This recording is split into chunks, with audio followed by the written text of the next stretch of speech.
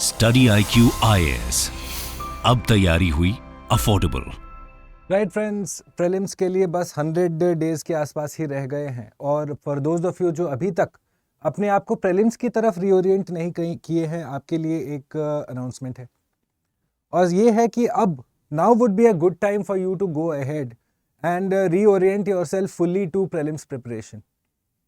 और वो कैसे करना है, ये लास्ट के 100 डेज को हमें कैसे मोस्ट यूजफुल तरीके से निकालना है, बिताना है, उसके लिए जो जरूरी है वो है एक scientific approach which needs to be comprehensive. मतलब वो आपको सारे सब्जेक्ट मटेरियल्स को एटलीस्ट मिनिमम 2 टाइम्स रिवाइज करने का मौका दे और साथ ही साथ उसको होना चाहिए होलिस्टिक। मतलब ना सिर्फ थियरी रिविजन या concept revision but also application of that knowledge in question solving. तो आपका स्टडी प्लान कैसा होना चाहिए, ये मैं बहुत ब्रीफली आपको अटेम्प्ट करूंगा समझाने की। So for those of you who are preparing for this year's examination, stand by because this information be of relevance to you. Let's get started. तो ये 100 days का जो प्लान है, again for those of you who are going to want the entire study plan on your mobile phones, आप access कर सकते हैं इसका PDF मेरे टेलीग्राम चैनल से। मैं वो लिंक भी आपके साथ शेयर कर दूंगा। बट फिलहाल ऐसा समझिए कि 100 डेज को हमें 3 सब पार्ट्स में डिवाइड करना है।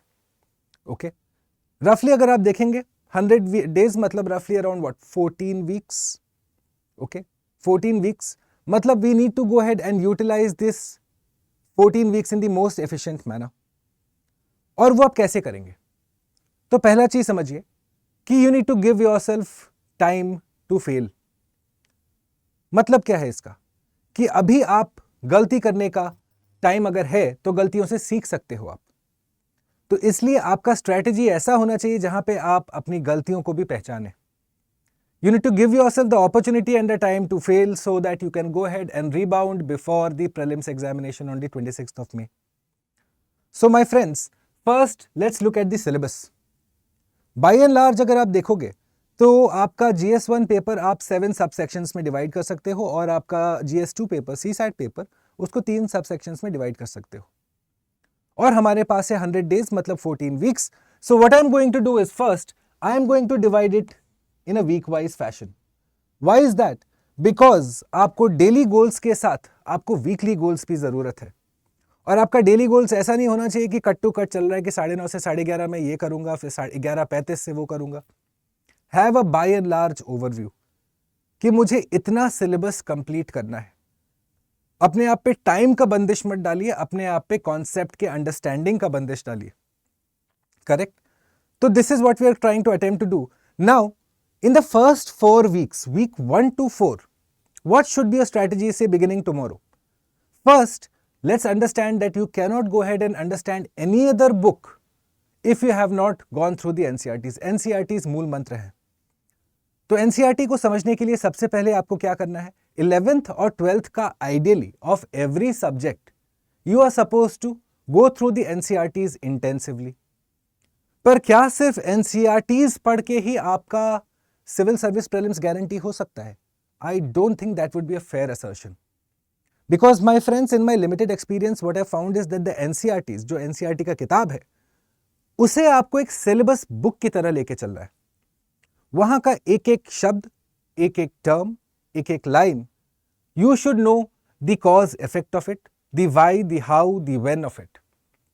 तो NCERTs तो एनीवेज आपको पढ़ने हैं और उसके बाद क्या क्या पढ़ना है, आइडियली आपको नोट्स बनाए होने चाहिए थे। अगर आपने नोट्स नहीं बनाए हैं, so now would be a good time first to go ahead and revise your core books, जहां से भी आप पढ़ाई कर रहे हैं, जो भी आप रिवाइज कर रहे हो। सो फॉर एग्जाम्पल लेट्स कंसिडर कि आप एनवायरनमेंट कैसे पढ़ेंगे, राइट? सो एनवायरनमेंट अगर आप पढ़ने बैठे हैं, how are you going to study environment?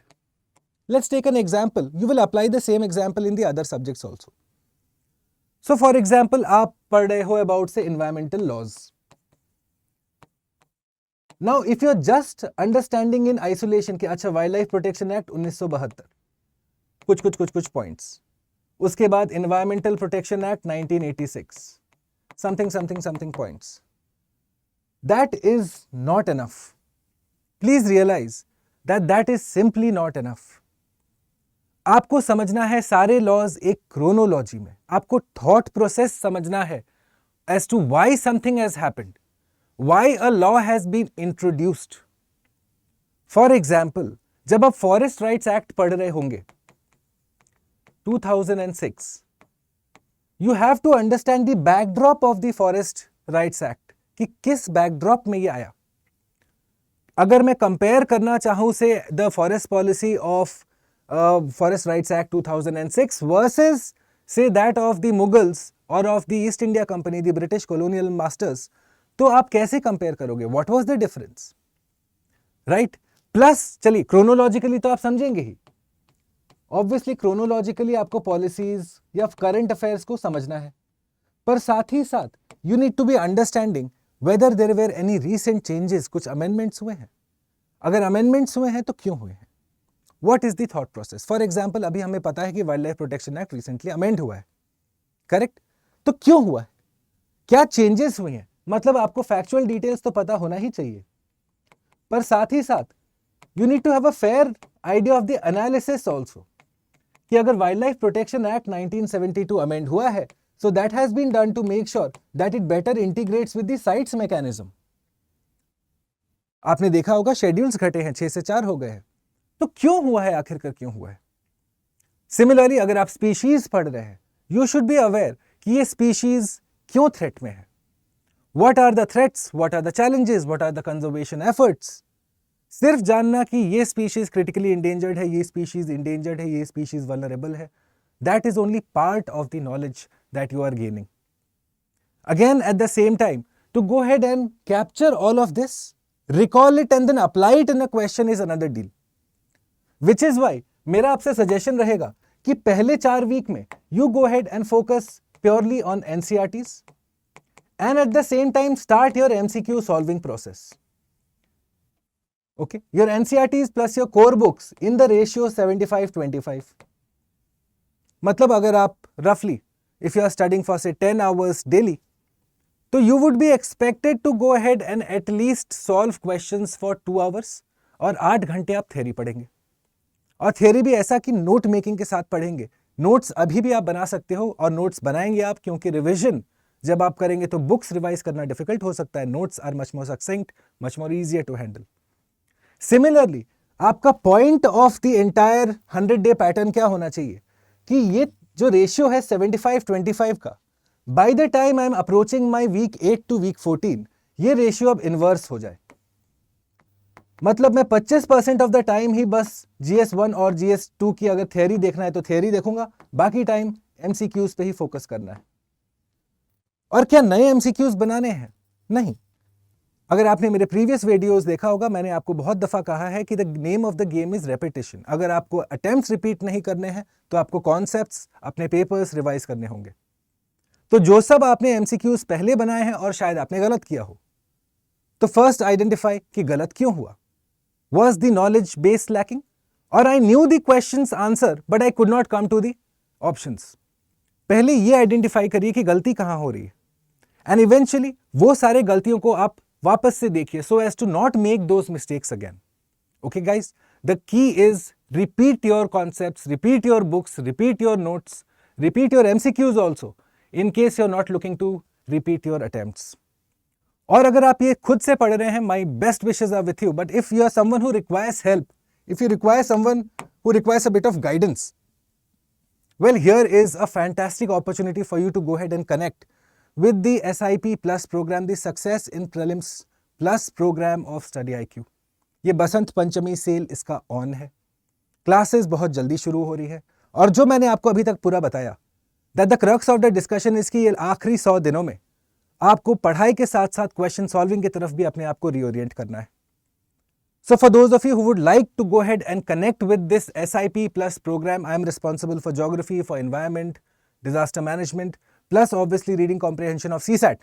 मेरे esteemed co-faculties बाकी subjects आपके लिए देखेंगे। My best advice to you would be Study IQ के वेबसाइट जाइए, आपको sign up link description box में भी मिल जाएगा नीचे, वहां पे you go ahead and use the code BALIVE BA Live.